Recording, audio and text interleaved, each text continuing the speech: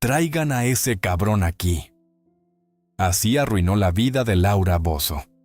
Su inmenso poder y sus conexiones con altos funcionarios la convirtieron en un arma de doble filo. Por un lado, presentaba a familias pobres, maltrataba a mujeres y traicionaba a personas en su programa de entrevistas, autoproclamando mensajera de la justicia. Por otro lado, se confabulaba secretamente con funcionarios políticos y actuaba como peón para ellos. ¿Por qué la mujer que se pasó la vida gritando justicia y juzgando a otros terminó escondiéndose en las sombras como una criminal común? ¿Fue su imperio televisivo construido con talento o cimentado con las maletas de dinero sucio del siniestro Vladimiro Montesinos en los sótanos del servicio de inteligencia? Esas lágrimas, esos golpes y dramas en vivo, ¿eran dolor real o un teatro barato comprado por unos cuantos pesos y un sándwich a actores muertos de hambre? Y la pregunta más aterradora, ¿acaso durante 30 años no estuvimos viendo un show, sino siendo víctimas de un brutal experimento de manipulación masiva llamado pornomiseria? La verdad detrás de ese grito es mucho más oscura que cualquier guión que ella haya podido inventar. Para diseccionar el fenómeno de Laura Bozzo, primero necesitamos realizar una autopsia brutal a su mito fundacional. Necesitamos arrancar con bisturí esa piel de defensora del pueblo que se fabricó para dejar expuesto el esqueleto de una aristócrata soberbia y calculadora. La estafa maestra de Laura no radica únicamente en los panelistas falsos o los guiones absurdos que veríamos años después en Televisa o TV Azteca. Número: la mentira original, la piedra angular de su iglesia, es su propia identidad. Durante 3 décadas, millones de mujeres en los asentamientos humanos de Lima, en las favelas de Brasil y en los barrios bravos de la Ciudad de México la endiosaron.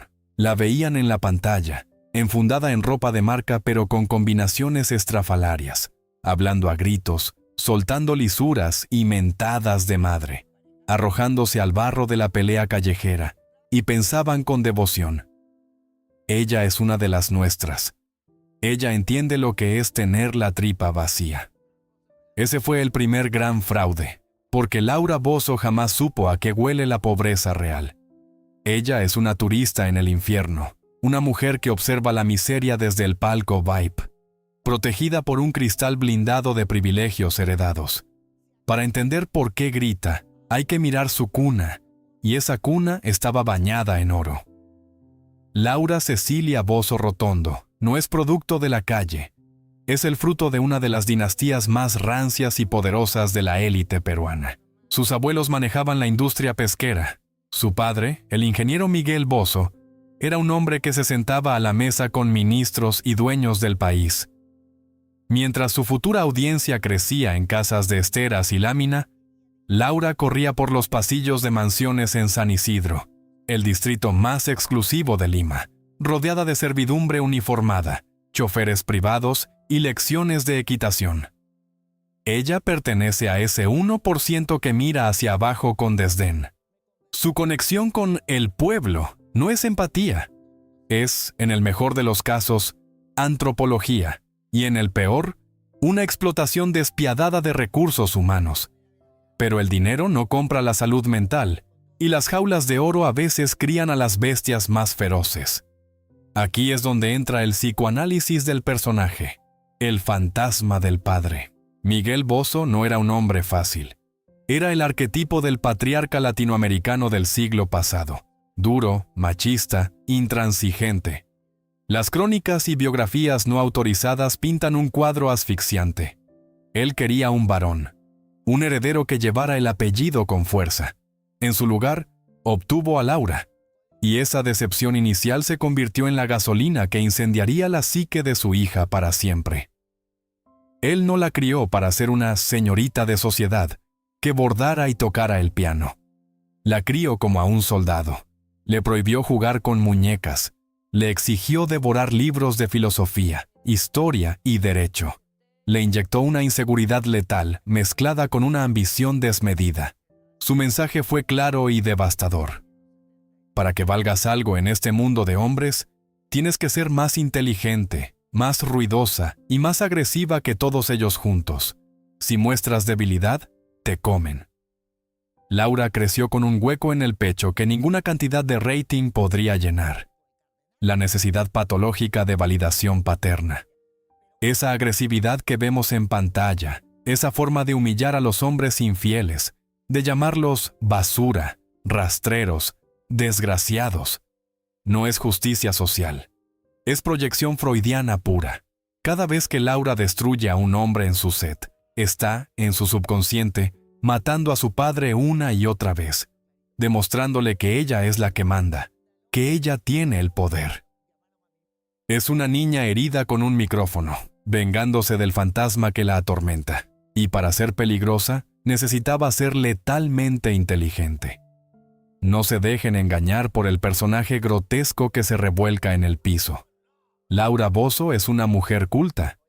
Estudió en Caracas, Venezuela, y regresó a Lima para obtener un doctorado en Derecho y Ciencias Políticas en la Universidad Nacional Federico Villarreal.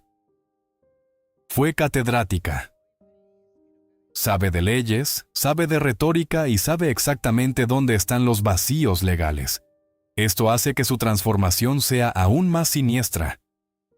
Ella no explota a los ignorantes porque no sepa hacer otra cosa. Lo hace con alevosía y ventaja. Es una mente brillante puesta al servicio de la manipulación. Antes de que las cámaras se encendieran, Laura ya coqueteaba con el poder y la corrupción. Su primer escenario no fue un set de televisión, sino una oficina gubernamental.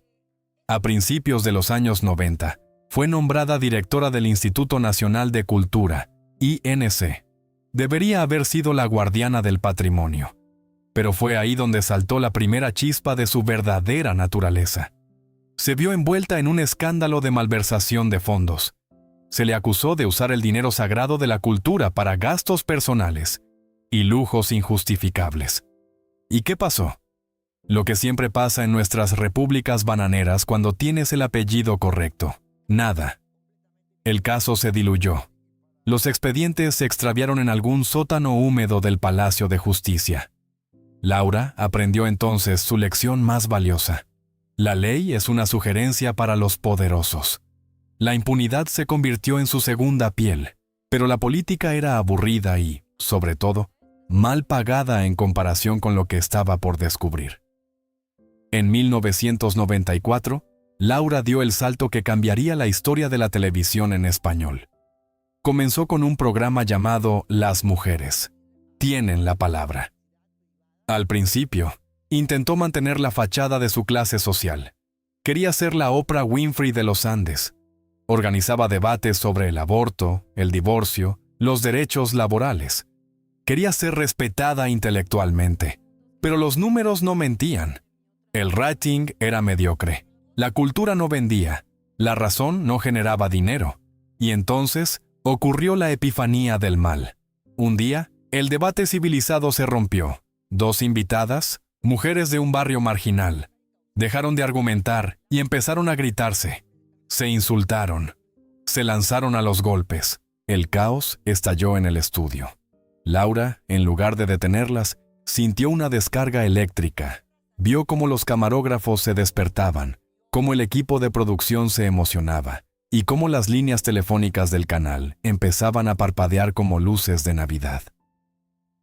En ese instante preciso, la doctora Bozzo murió y nació el monstruo televisivo. Laura descubrió la fórmula de la telebasura.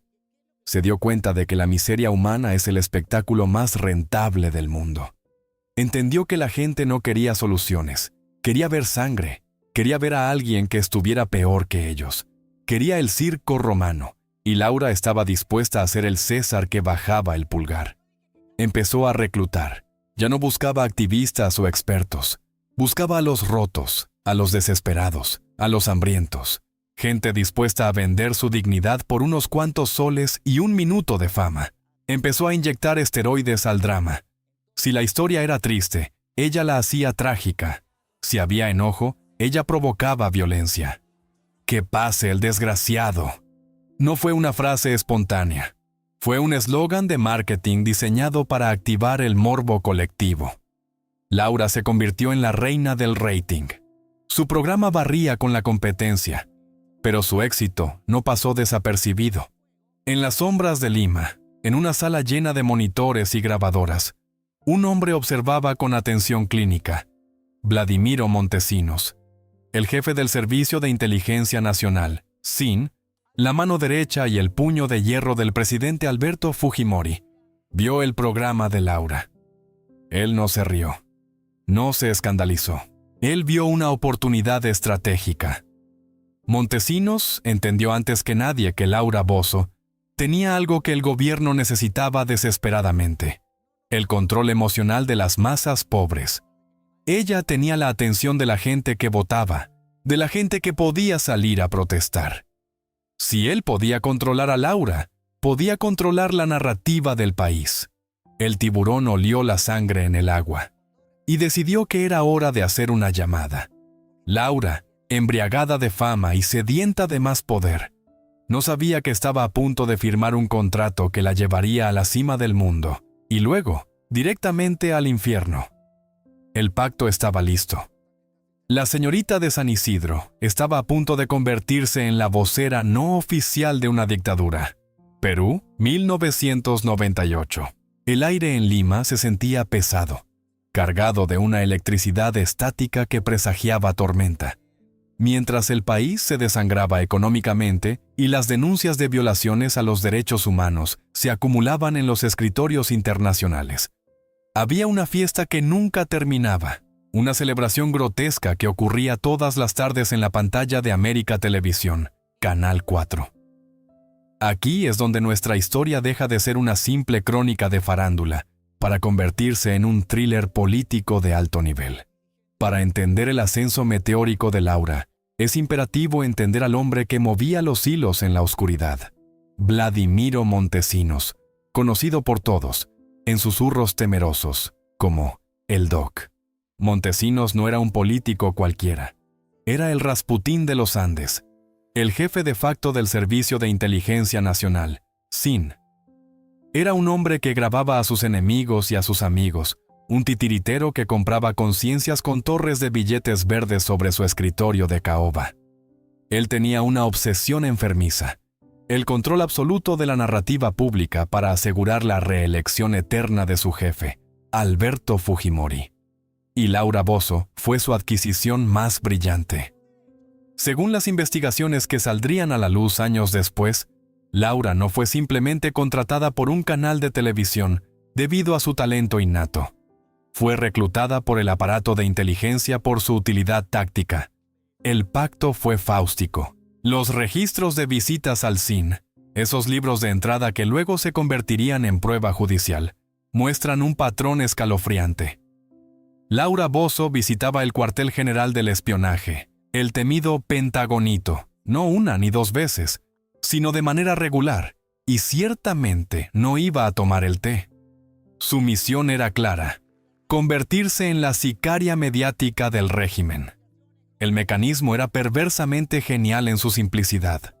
Montesinos diseñó lo que en Perú se conoce como psicosociales, operaciones psicológicas masivas para distraer a la población. Era una danza macabra perfectamente sincronizada. Si salía una denuncia de narcotráfico contra el avión presidencial por la mañana, por la tarde, el teléfono de Laura sonaba. La orden era breve: necesito un escándalo, ahora. Y al día siguiente, Laura presentaba un caso grotesco. Algo como: mi marido me engaña con mi propia madre y mi hermana al mismo tiempo. Si había una marcha estudiantil contra la reelección, Laura subía el volumen. Hacía que sus panelistas se golpearan, que sacaran cuchillos, y el país entero dejaba de hablar de democracia para hablar de la violencia en el set de Laura. Ella se convirtió en el ansiolítico nacional, manteniendo a las masas pobres en un estado de trance hipnótico. Pero Laura no solo servía de escudo, también era una espada afilada. Cuando la distracción no era suficiente, el Doc la usaba para destruir reputaciones. El caso más infame, aquel que demuestra la crueldad calculada de esta alianza, fue el ataque sistemático contra Alejandro Toledo, el principal rival político de Fujimori en las elecciones del 2000. Toledo tenía un talón de Aquiles, una hija no reconocida llamada Saraí. Laura no investigó el caso con rigor periodístico, lo explotó. Convirtió su programa en un tribunal inquisidor, presentando a la niña y a la madre, llorando con ellas, gritando al cielo y exigiendo pruebas de ADN. No lo hacía por justicia para una menor abandonada, lo hacía porque cada minuto que ella hablaba de la hija bastarda era un voto menos para la oposición y un voto más para su patrón. Fue un asesinato político televisado en horario estelar. A cambio de vender su alma, Laura recibió un poder absoluto y embriagador. Mientras los reporteros serios eran perseguidos o sus teléfonos intervenidos, Laura viajaba como una jefa de Estado. Utilizaba helicópteros del ejército para desplazarse a zonas de emergencia, pero la caridad era solo una fachada. Hay testimonios desgarradores de pobladores que cuentan cómo llegaba el equipo de Laura descendiendo del cielo. Bajaban cajas de comida con el logo del programa, grababan los llantos de agradecimiento, y en cuanto la cámara se apagaba, subían de nuevo al helicóptero y se iban, a veces, sin siquiera repartir toda la ayuda. La pobreza era solo la escenografía. El helicóptero era el juguete prestado por el gobierno. Matilde Pinchi Pinchi, la secretaria y tesorera de Montesinos, revelaría todo años después con una frialdad contable. Ella aseguró ante los jueces haber visto cómo se le entregaban a Laura paquetes de dinero en efectivo. Se habló de sumas astronómicas, hasta $3 millones para asegurar su lealtad eterna a la reelección. Laura se volvió intocable, viviendo en una burbuja de impunidad donde podía insultar y difamar sin consecuencias porque los jueces y la policía también estaban en la nómina de Montesinos. Se sentía una diosa pagana en su templo de cartón piedra, alimentándose de la adoración de los pobres y del dinero de los corruptos, creyendo que ese reinado duraría para siempre. Pero cometió un error fatal. Olvidó con quién estaba tratando. En los sótanos del CIN, una cámara oculta estaba grabando. Montesinos, en su paranoia infinita, grababa a todos sus cómplices recibiendo sobornos como su propio seguro de vida. Esas cintas, esos malditos VHS apilados en estanterías polvorientas, estaban esperando su momento, tic-tac, queando en la oscuridad como bombas de tiempo. Cuando explotaran, la onda expansiva no solo derribaría a un gobierno, sino que arrastraría a Laura Bozzo al fango del que nunca más podría limpiarse del todo. Todo imperio tiene su fecha de caducidad, y el de Laura Bozzo colapsó un jueves por la noche. El año 2000 no trajo el fin del mundo informático que todos temían, pero trajo el apocalipsis personal para la abogada de los pobres. La primera ficha del dominó cayó cuando se transmitió en televisión nacional el primer Vladivideo. Un congresista opositor recibiendo fajos de billetes de manos de Montesinos. En ese instante, el velo se rasgó. El país entró en convulsión, las calles ardieron, y el hombre más poderoso de Perú, el protector de Laura, huyó como una rata abandonando el barco, escapando en un velero hacia Panamá. Laura, oliendo el peligro con ese instinto de supervivencia animal que la caracteriza, supo que su inmunidad se había evaporado. Intentó ejecutar su propia fuga. Las crónicas de la época narran el caos en el aeropuerto internacional Jorge Chávez. Laura Bozzo intentando abordar un vuelo a Miami, convencida de que su estatus de celebridad la protegería una última vez. Pero el escudo se había roto. La policía la detuvo antes de que pudiera cruzar migraciones. Su grito de autoridad se ahogó ante la frialdad de una orden judicial. Ya no era la reina del rating. Era una sospechosa de asociación ilícita para delinquir y peculado. El golpe de gracia vino de quien menos esperaba. Matilde Pinchi Pinchi, la tesorera de confianza de Montesinos, y la mujer que había guardado los secretos financieros de la mafia, decidió hablar para salvar su propio pellejo. Ante los tribunales, soltó la bomba que destrozaría la defensa de Laura. Aseguró haber sido testigo presencial de la entrega de $3 millones en efectivo a la conductora, dinero extraído directamente de las arcas del Estado, destinado a comprar su línea editorial. La imagen de la defensora de los oprimidos recibiendo bolsas de dinero manchado de sangre política fue devastadora. Sin embargo, el sistema judicial peruano le dio un trato tan surrealista como sus propios programas. Debido a la falta de una sentencia firme y alegando problemas de salud, se le concedió el arresto domiciliario. Pero no la enviaron a su mansión, la enviaron a su lugar de trabajo. El Estudio Monitor, ese enorme complejo de televisión en el distrito de San Borja, se convirtió en su celda. Fue una condena irónica y poética. La mujer que vivía para las cámaras fue condenada a vivir dentro de un estudio de televisión, atrapada en la misma caja mágica que había usado para manipular a millones.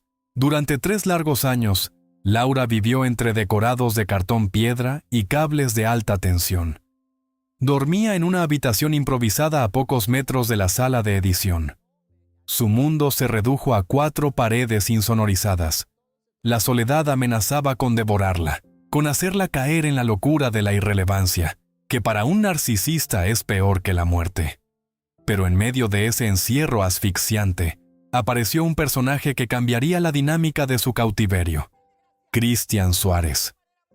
Él era un músico argentino de una banda tropical de segunda categoría llamada Complot, 24 años menor que ella.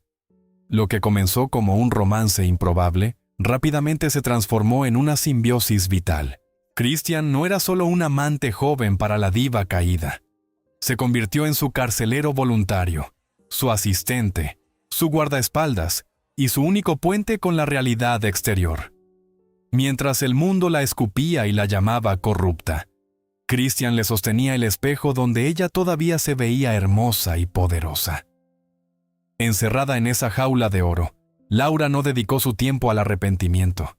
No hubo reflexión sobre el daño causado a la democracia. Al contrario, la reclusión alimentó su victimismo. Se convenció a sí misma de que era una mártir, una perseguida política cuyo único delito había sido amar al Perú. Empezó a reescribir su propia historia. Mientras caminaba en círculos por el set vacío, bajo las luces apagadas, Laura Bozzo no planeaba pedir perdón.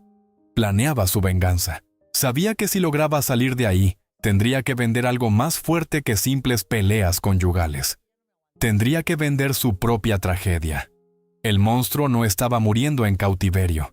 Estaba mutando, preparándose para cruzar la frontera hacia un mercado más grande, más rico y más sediento de miseria: México. En julio de 2009, Laura Bozzo aterrizó en la Ciudad de México. No llegó como una exconvicta buscando redención, ni como una inmigrante pidiendo permiso. Llegó como una conquistadora. Las 2 cadenas de televisión más grandes del mundo hispano, TV Azteca primero y Televisa después, le abrieron las puertas de par en par, extendiéndole una alfombra roja tejida con contratos millonarios. Sabían que traía en su maleta un producto tóxico, radiactivo, pero irresistiblemente rentable. México, con sus más de 120 millones de habitantes y sus profundas desigualdades sociales, era el mercado soñado. Si Perú fue el laboratorio de pruebas, México sería la planta industrial masiva de su imperio. Aquí nació la versión más grotesca y refinada de su maquinaria: la pornomiseria. El término no es gratuito, es la definición clínica de lo que ocurría en sus foros. Si la pornografía convierte el sexo en un acto mecánico desprovisto de emoción para el consumo visual, la pornomiseria hace exactamente lo mismo con el dolor humano. Laura industrializó la tragedia. Ya no bastaba con un marido infiel. Los guionistas, presionados por la exigencia de un rating diario brutal, empezaron a torcer la realidad hasta romperla. Los títulos de los programas pasaron de lo doméstico a lo delirante. Tengo hijos de mi padre y de mi novio. Me prostituyo para pagar la fiesta de 15 años de mi hija. Mi marido se acuesta con un extraterrestre. Pero, ¿de dónde salían estas historias? ¿Era México un país tan moralmente colapsado que estas aberraciones ocurrían a diario frente a las cámaras? La respuesta llegó desde las alcantarillas de la investigación periodística. Reporteros infiltrados y excolaboradores comenzaron a destapar la cloaca, El casting de la desgracia. No eran víctimas. Eran empleados temporales de la humillación. En las afueras de los estudios, en las colonias populares de Ecatepec o Iztapalapa, cazatalentos de la producción reclutaban gente. El perfil era específico. Debían verse pobres, debían tener dientes faltantes, ropa desgastada y, sobre todo, debían tener hambre. No hambre de fama, sino hambre física. La oferta era cínica y directa. 500 pesos, unos $25 de la época, un sándwich y un refresco a cambio de ir al estudio, aprenderse un guión y dejar que la señorita Laura los trapeara el piso en televisión nacional. Se descubrió un submundo de actores de la miseria. La misma mujer que el lunes lloraba porque su hijo era pandillero en el programa de Laura, aparecía el jueves en el programa de la competencia, con otra ropa, gritando que su nuera le había robado al nieto. Eran rostros recurrentes, mercenarios del drama que habían convertido el insulto en un oficio. El dolor era mentira. Los golpes eran coreografía. Las lágrimas eran actuación. Lo único real en ese set era el dinero que entraba a las cuentas bancarias de la conductora. Sin embargo, el momento cumbre de esta farsa, el instante en que la realidad y el montaje chocaron violentamente, ocurrió en 2013, y no fue en un estudio, sino en medio del lodo y la muerte. Los huracanes Ingrid y Manuel golpearon el estado de Guerrero, dejando a Acapulco y a los pueblos de la sierra bajo el agua. La gente moría ahogada, sepultada por aludes de tierra. Era una tragedia nacional. Y Laura Bozzo vio una oportunidad de oro para su reality show personal. Descendió de los cielos como una salvadora vestida de rescatista, con un uniforme rojo impecable que parecía sacado de una película de acción. Bajó de un helicóptero del gobierno del Estado de México en Coyuca de Benítez, una zona devastada. Las cámaras rodaban. Ella abrazaba a ancianas llorosas en el barro, gritaba órdenes, prometía ayuda. Parecía la escena perfecta de heroísmo. Pero entonces, se topó con una pared de concreto llamada Carmen Aristegui. Aristegui, la periodista más respetada y temida de México, no se tragó el cuento. Desde su noticiero en MVS, lanzó una investigación demoledora. Reveló que el rescate era un montaje. Laura no había llevado víveres significativos. Había utilizado un recurso oficial, un helicóptero de rescate que se necesitaba urgentemente para salvar vidas reales, simplemente como grúa para su equipo de grabación. Había montado un circo sobre los cadáveres de los ahogados para grabar unos minutos de su programa y luego irse a dormir a su mansión. El país contuvo el aliento. Fue el choque de dos mundos. El periodismo riguroso contra la telebasura impune. La reacción de Laura fue visceral, digna de su personaje. No ofreció disculpas. Usó su tiempo al aire, la señal masiva de Televisa, para declarar la guerra. Con los ojos desorbitados, gritando a la cámara, retó a la periodista. «Carmen Aristegui, mentirosa, venga a mi programa. Si yo usé recursos públicos, que me quemen en leña verde». Fue un espectáculo grotesco. Laura intentó usar la misma táctica que usaba con sus panelistas pagados, gritar más fuerte para tener la razón. Llamó a Aristegui niña berrinchuda. Intentó movilizar a su ejército de seguidores, pero algo se había roto. Por primera vez, en México, la magia negra de su manipulación falló ante la evidencia de los hechos. La sociedad civil, las redes sociales y la prensa seria se unieron en repudio. El escándalo del helicóptero no la llevó a la cárcel, porque en México la impunidad es la norma. Pero le costó algo más valioso, la credibilidad de su disfraz. Ya nadie podía fingir que no sabía. Laura Bozzo no era una benefactora excéntrica, era una depredadora que se alimentaba de la tragedia ajena. El helicóptero no llevaba esperanza, llevaba cámaras. Y ella no estaba ahí para salvar a nadie. Estaba ahí para asegurarse de que la miseria se viera bien en alta definición. El poder absoluto no solo corrompe, aísla. Y para el año 2017, Laura Bozzo ya no habitaba en la realidad que compartimos el resto de los mortales. Vivía en una dimensión paralela, un espejismo construido por su propio ego descomunal, donde ella era simultáneamente la víctima eterna y la salvadora suprema. Los psiquiatras podrían llamarlo narcisismo maligno, pero en los pasillos de Televisa, donde los gritos y los portazos eran moneda corriente, simplemente le decían, el comportamiento de una diva.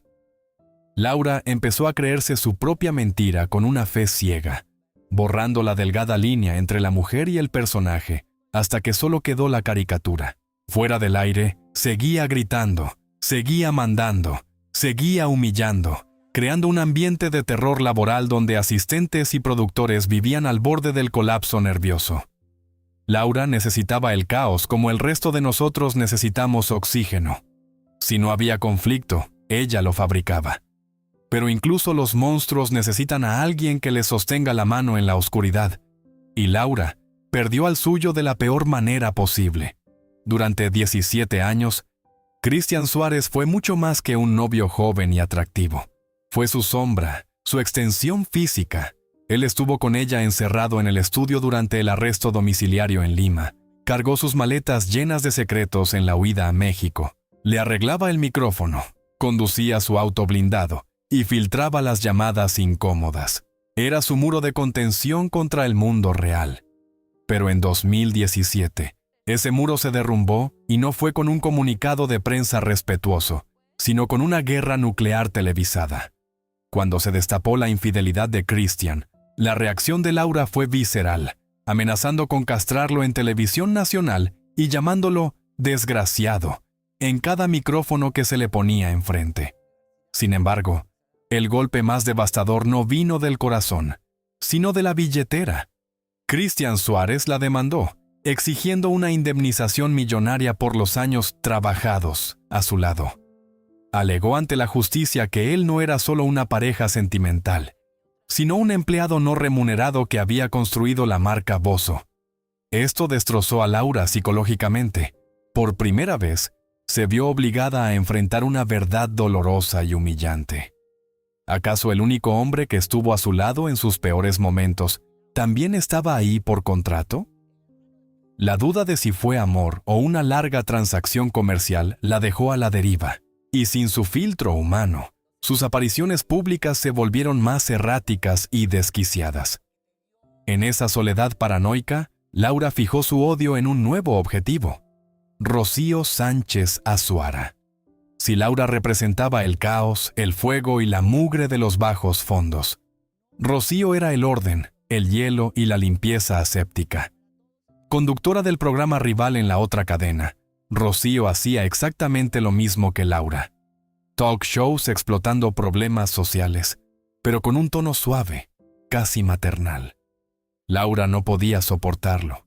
La mera existencia de Rocío era un insulto personal, una afrenta a su reinado. La atacó públicamente con una virulencia enfermiza, llamándola descerebrada y copia barata, llegando incluso a intentar agredirla físicamente en un restaurante de la Ciudad de México. No era competencia profesional, era celo patológico. Laura no quería ser la mejor, quería ser la única, incapaz de tolerar que alguien más lucrara con la pobreza sin ensuciarse las manos como ella. Hacia el final de la década, el brillo de Laura se estaba apagando irremediablemente. Televisa, cansada de los escándalos y viendo que el rating ya no justificaba los dolores de cabeza ni las multas de gobernación, le canceló el programa. Le quitaron la corona y el horario estelar. Pero ella se negó a bajar del trono. Se refugió en las redes sociales, vendiendo saludos personalizados, mostrando sus lujos, sus operaciones estéticas y sus viajes, aferrándose a la fama como un náufrago a una tabla en medio del océano. Creía que lo peor ya había pasado, que sus enemigos eran las conductoras rivales o los exnovios ingratos. No se dio cuenta de que el verdadero depredador, el más peligroso de todos, no estaba en un set de televisión. Estaba en una oficina gris, llena de calculadoras y libros de contabilidad. El Servicio de Administración Tributaria, SAT, de México, había estado observando sus movimientos financieros en silencio. Y ellos no querían rating. Querían su dinero o su libertad.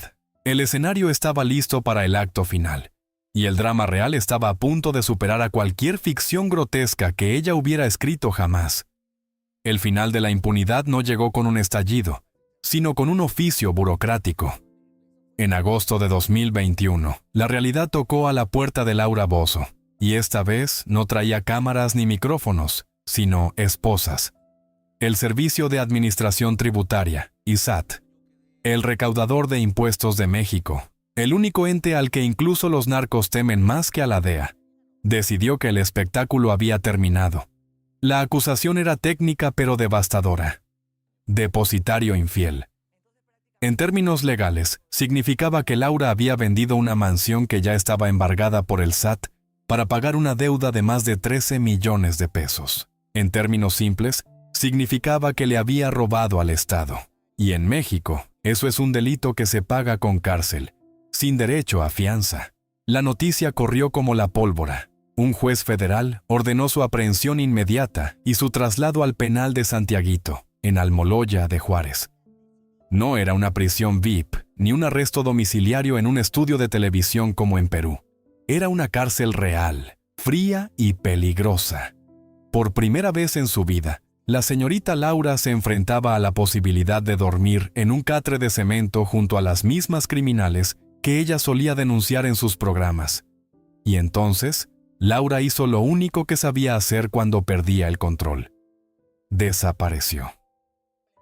La abogada de los pobres se convirtió oficialmente en una prófuga de la justicia. La Interpol emitió una ficha roja.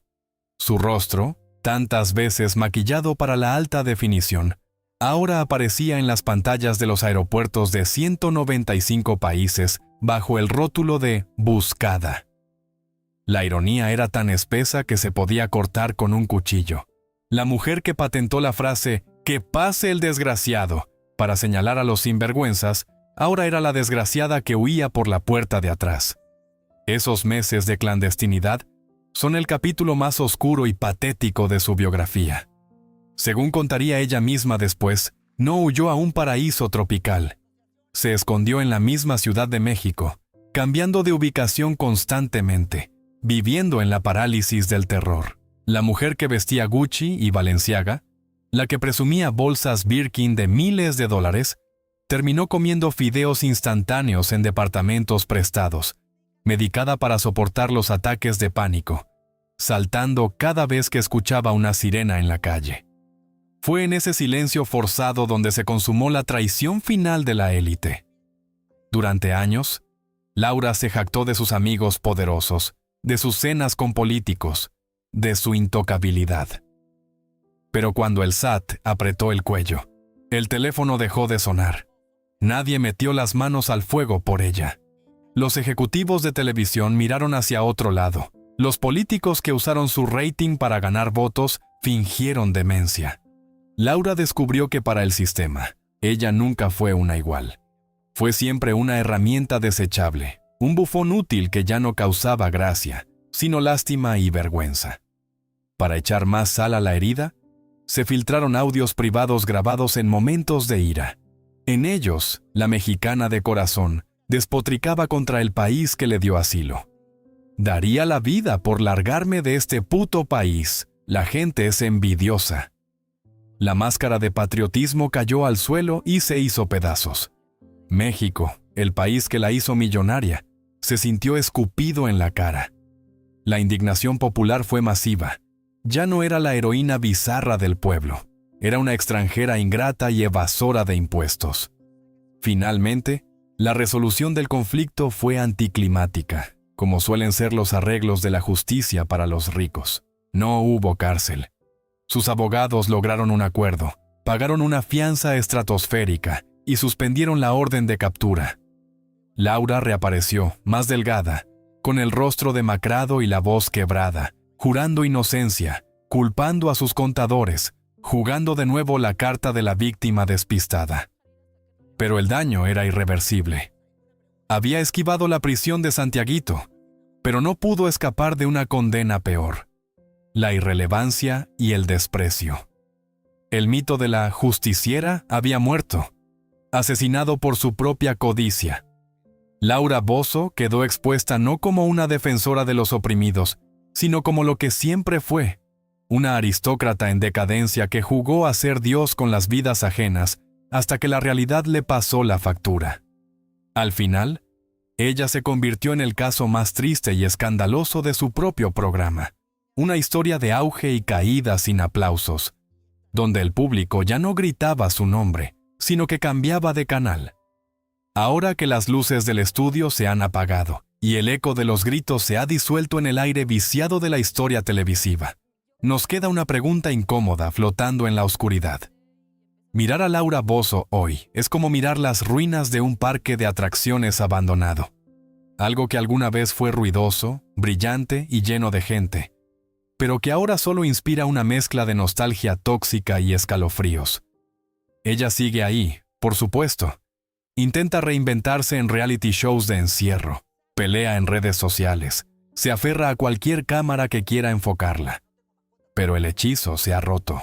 Ya no es la fiscal de hierro que hacía temblar a los hombres. Es una sobreviviente de su propia catástrofe, una mujer de 70 años que corre para no ser alcanzada por su pasado. Sin embargo, sería demasiado fácil, demasiado hipócrita, señalarla solo a ella como la única villana de esta tragedia. Si Laura Bozzo fue un monstruo, ¿quién la alimentó? No fue solo Vladimiro Montesinos con sus maletas de dólares sucios. No fueron solo los ejecutivos de las televisoras que contaban las ganancias mientras ella destrozaba la dignidad humana en horario estelar. Fuimos nosotros. Laura Bozzo existió porque nosotros la demandamos. Ella fue el síntoma de una sociedad adicta al morbo. Una sociedad que prefería ver la pobreza convertida en espectáculo, antes que tratar de solucionarla. Ella nos dio exactamente lo que queríamos. Un coliseo romano donde los pobres se devoraban entre sí para nuestro entretenimiento, mientras cenábamos frente al televisor. Cada punto de rating fue un voto de confianza a su método. Cada risa ante un insulto fue una firma en ese contrato perverso. La señorita Laura no inventó la miseria. Simplemente tuvo el estómago suficiente para empaquetarla y venderla al mejor postor. Su legado no es la justicia, sino la normalización de la crueldad. Hoy, su estilo vive fragmentado en miles de videos de TikTok, en influencers que humillan a otros por likes, en la cultura de la cancelación instantánea. El virus que ella ayudó a propagar ha mutado, pero sigue vivo.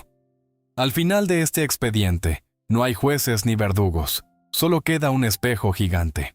Y tal vez, eso es lo que más nos aterra. Que cuando Laura Bozzo gritaba, «¡Que pase el desgraciado!», no estaba señalando a un actor pagado en el escenario. Tal vez, sin saberlo, nos estaba señalando a nosotros, sus silenciosos y leales cómplices, sentados cómodamente al otro lado de la pantalla. ¿Fue ella la que corrompió a la televisión? ¿O fue la televisión la que siempre estuvo podrida y ella solo fue la única lo suficientemente valiente o lo suficientemente cínica para mostrarlo sin censura? Esa es la única verdad que quizás nunca nos atreveremos a responder.